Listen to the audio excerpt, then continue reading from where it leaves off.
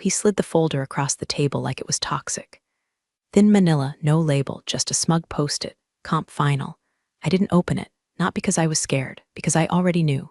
The week before, I'd overheard him whispering near the glass door to HR, didn't even bother checking if I'd left the floor. Elise, she's not going anywhere, he muttered. Single, no kids, no leverage, she should be thanking us. I should have walked in then, should have shattered the illusion that I was invisible. But instead, I let him believe it. Let him keep thinking I was that quiet code ghost who only existed to push features under budget. What Martin didn't know, what no one in that pristine mausoleum of a product department knew, was that the most powerful tool we had wasn't his. Wasn't even the company's. It was mine. I registered the prototype under my name 2 years ago, back when the company shelved the entire compliance AI project due to resource refocus. I was told to scrap it, delete the repo, archive the concept. Instead, I took it home, rebuilt it from the ground up, and patented the damn thing under my LLC, quietly, legally, alone. And then, when layoffs started creeping like mold through the org chart, Martin suddenly changed his tune. Could you bring that little compliance flagger thing back online? Maybe just internal use? I played dumb. Which version? He waved his hand. Whichever works, so I gave him a sandbox version. He rolled it out company-wide last quarter, called it a miracle tool, showed it off to investors, took the credit, and now he sat across from me, waiting for a thank you because my raise got denied. His neck flushed red when I didn't touch the folder. You're lucky to have a job in this market, Elise. He didn't even blink when he said it, like it was protocol, like he'd practiced it in the mirror. I smiled. Martin, I said slowly, do you know what the term non-exclusive license means? He blinked once. Twice, I stood. And just so you're not surprised next month, I added, leaning down so only he could hear, the LLC that owns Clytemnestra just updated its pricing model. I walked out before he could respond. Past HR. Past the interns who'd stopped talking as I passed, out into the parking lot where the air didn't reek of burnt coffee and fake humility. In the rearview mirror, I watched that office one last time. He thought I was bluffing. He'd learn. The invoice hit his inbox at 12:01 a.m. the following Monday. Line item, Clytemnestra SA S licensing enterprise tier billing cycle, quarterly amount due, $128,000 due date, immediate no warning, no grace period, just a friendly, airtight contract attached, co-signed 3 months prior by him. Buried in his own paperwork like a landmine he never thought would detonate. He didn't even notice it when he begged for full integration privileges. Said I should bundle everything under one license so legal wouldn't have to pick through it. So I did, in bulletproof legalese, his name, his timestamp, his mistake. I spent the rest of that day sipping a ginger latte from across the street, watching as panic slowly infected the office like a slow gas leak. First came the reply-all email chain titled Urgent, Elise Tool $. Then a flurry of Slack pings I was no longer part of, but my friend Nora in DevOps forwarded me a screenshot with just 4 words from Martin. Who the hell signed this? But my favorite moment? A voicemail from Martin, voiced like he was trying to sound calm, but instead sounded like a wet cat stuck in a Roomba. Elise. Haha. Look, this must be some sort of miscommunication. We'll get this sorted. Just call me back, all right? We've got budget constraints and legal says. Well, you know how they are. We're all on the same team here. I didn't call him back. Instead, I uploaded version 2.1 of Clytemnestra to my platform, added paywalled features he didn't even know existed, geo-flagging, predictive compliance drift, and a small, silent alert module that notified me the moment his company tried to remove or overwrite the license, which they did, at 3:16 p.m. Their CTO, Gary, the same guy who once told me I was too emotional for back-end logic, ran a manual override on our tool's authentication node. 5 minutes later, entire compliance dashboard locked up like a bomb shelter. 4 states lost access to audit logs. 2 clients flagged the company for suspected GDPR violations. 1 investor tweeted publicly, "Is Acrasynth okay? Why did my dashboard just vanish? It wasn't a glitch. It was cause and effect. And I wasn't even watching for retaliation yet. I was watching to see who Martin would blame first. He blamed Gary. Of course he did. By Tuesday morning, Gary's name had been scrubbed off the internal Slack channels, his calendar mysteriously empty. My inside sources said Martin called it a security breach due to misconfigured permissions. Translation: someone touched Elise's software without kissing the ring first. Except Gary wasn't the one who authorized the patch. It was Rachel from Product, Martin's golden child and occasional off-site brainstorming partner. If the rumors from last year's Vegas conference were true, Rachel was the one who quietly pushed a hotfix at 2:00 a.m., hoping to strip my back-end calls. She assumed the encryption would fold like it did during QA last winter. But she didn't know I rewrote the kernel last month. Triple-layer sandbox logic. A fake endpoint feeding them garbage data, while the real engine kept receipts. Rachel's patch triggered the kill switch. A red-line audit fired to every department head who ever accessed the tool. Dozens of non-compliant entries pinged live. The system flagged shadow files, suppressed API calls, and even better, recorded all admin logins for the last 90 days, including Martin's, especially Martin's. He logged in 34 times under 3 different aliases. 2 of them routed through an external IP. The third was admin test 1, the password 123. By Wednesday, legal was on fire. Nora messaged me. They pulled the logs. Shit's radioactive. Martin's claiming you breached their system. But get this, they forgot you hosted it. That was the cherry. See, the version of Clytemnestra they used wasn't internal. It was cloud deployed on my servers. They never copied it. They just routed everything through the API, which meant every login, every click, every desperate code poke ran through my logs, including the one I'd been waiting for. Martin's late-night download attempt. 1:43 a.m. Thursday morning. File requested. Clytemnestra CoreEngine PS when he tried to steal the source code. That was the final straw. I packaged the access report, signed it with a digital notary, and forwarded it, not to HR, not to legal, but to the board. Subject line: licensing breach and director conduct, immediate review requested. Attached, IP logs admin session trail voice transcript of his "We're all on the same team here, call a single line invoice update. Licensing penalty for unauthorized access attempt. $250,000 due on receipt. And I didn't send it from my personal email. I sent it from CEO@Clytemnestra.com, registered 2 weeks ago. Just in case Martin decided to test the kill switch. He did, and the fallout, oh, honey, it hadn't even started yet. The board meeting was virtual, but the carnage bled through every pixel. I wasn't on the call, obviously I wasn't invited. But Nora, she had it streaming in one tab while pretending to update a Jira ticket in another.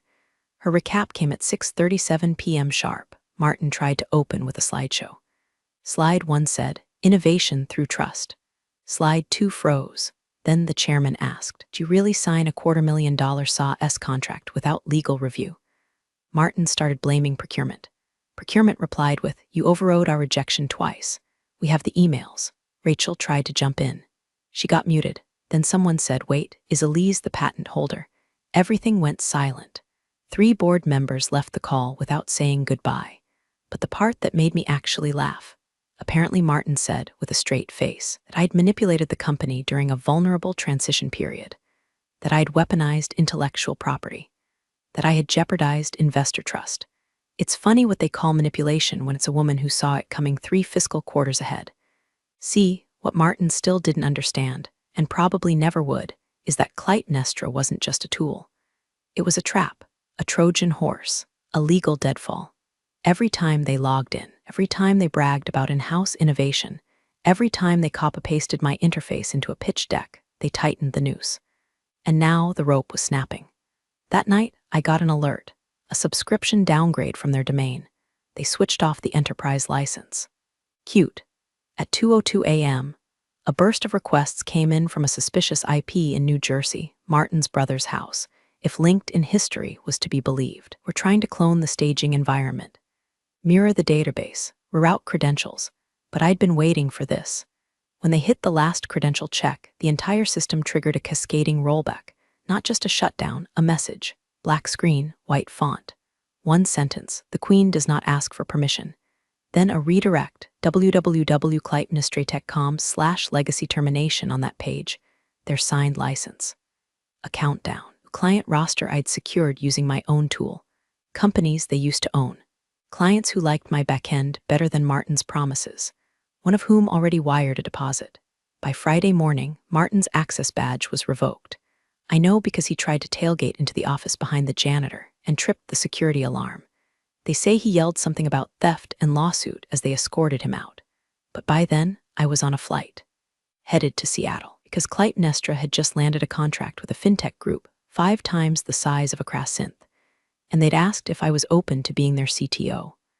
I told them I'd consider it after I watched Martin's kingdom burn. The funny thing about corporate collapse, it doesn't explode, it leaks. The Monday after Martin's dramatic badge-begging exit, Acrasynth's stock froze for 4 hours. SEC flagged unverified anomalies. Translation: one of their investor-facing dashboards went dark mid-quarterly sync. Guess whose code powered that sync? Mine. Nora pinged me from her personal Proton account. It's chaos. PR's drafting a statement, legals sweating blood. They just took down the entire compliance wiki because your name was all over the metadata. Also, you should know Rachel's telling people you tricked them into signing the contract. That one nearly made me choke on my chai. Tricked them. I sent that contract with 5 explanatory attachments, a license breakdown chart, and a 30-minute walkthrough video. The only trick was assuming they'd read any of it before clicking I accept. But Rachel wasn't the threat. Not anymore. The real threat came in a cease and desist letter delivered to my LLC's office in a crisp white envelope, sealed with trembling male ego. Inside, 3 pages of nonsense. That I had acted in bad faith, that I exploited internal trust, that they were prepared to pursue legal remedies if public statements continued damaging Acrasynth's brand. I laughed so loud my dog barked. I didn't reply. Instead, I forwarded it as is to the editor-in-chief of Tech Ledger Weekly. Subject line: attempted silencing after a licensed IP dispute. Here's the paper trail. Attached, the signed license agreement. Email threads where they requested exclusive backend features. Clip of Martin at an all-hands meeting calling the tool our proprietary breakthrough. By noon, Tech Ledger published a piece titled Innovation or Appropriation. The Elise Monahan standoff that's shaking SaaS. It went viral. My LinkedIn exploded. Recruiters, journalists, 3 VCs, a documentary producer. Acrasynth's social media, silent. Their comments, not. One reply stuck with me. If you steal from the brain, expect to pay in blood. The real twist came that night. Nora texted me, holy shit. He's trying to sell your tool to a Chinese firm. She attached a screenshot, grainy but legible, of an email Martin had forwarded to someone at a firm in Shenzhen. He offered proprietary compliance logic and core source schema, asking for a $3M valuation if it passed internal testing. I read it twice, then 3 more times. Then I called my lawyer. We prosecute for attempted IP export fraud? I asked. He paused. Then he said the most beautiful sentence I'd heard all year. If you give me 72 hours, I'll bury him. It took him 36. By Wednesday morning, Martin's LinkedIn title had quietly changed from Director of Product, Acrasynth, to nothing at all. Just a gray placeholder and a timeline gap where his 6-figure ego used to live. But the real masterpiece wasn't the takedown, it was the letterhead. A subpoena signed by federal counsel, with the Department of Commerce seal embossed like a death knell. Subject: preliminary inquiry into unlicensed export attempt of protected IP. Turns out emailing patented U.S. software overseas, software you don't own, to negotiate a backdoor sale. It gets attention. Turns out when you also used your company email, left your metadata intact, and the system logs every login with GPS tagging. Don't just get buried, you get excavated in public.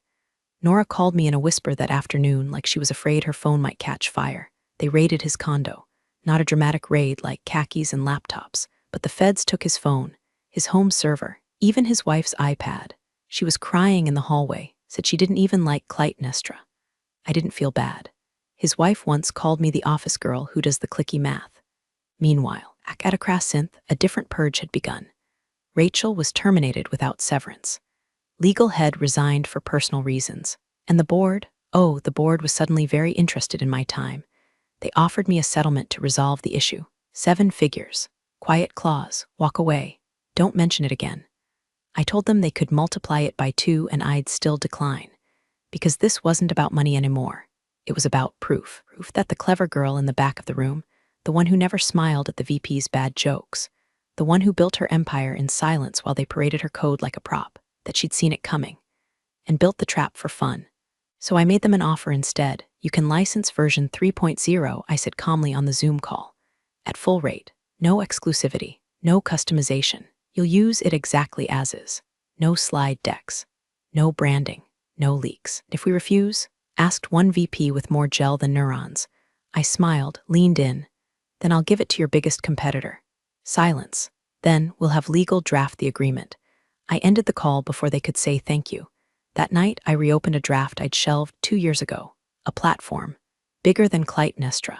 Not just compliance. Autonomous predictive ethics. Because once you've tasted blood and vindication, you don't retire. You evolve. Email came from Rachel's personal account. Subject line, off the record. I almost deleted it, but curiosity's a hell of a drug. Her message was short, desperate, wrapped in corporate speak but leaking panic through every word. I know I made mistakes. I didn't know Martin was trying to sell the IP. He looped me in after. I thought you should hear it from me, not a headline. If there's any chance for, I don't know, truce, I'd be open to a call. I stared at it for a while. Then I forwarded it to my lawyer with the note. Add this to discovery. She just admitted knowledge. What Rachel didn't know is that I'd already traced the metadata in the original export attempt. Her digital fingerprint was all over it. The moment she approved that 2 a.m. sandbox patch, she became accessory by design. And as for Martin, well, Martin had gone full roach in the light mode. 2 days earlier, tried to file a retroactive counterclaim at the patent office. Claimed Clytemnestra was developed during employment, and thus subject to shared ownership. Cute, right? Except the original prototype, timestamped, notarized, and versioned, existed on a Git repo I built while furloughed.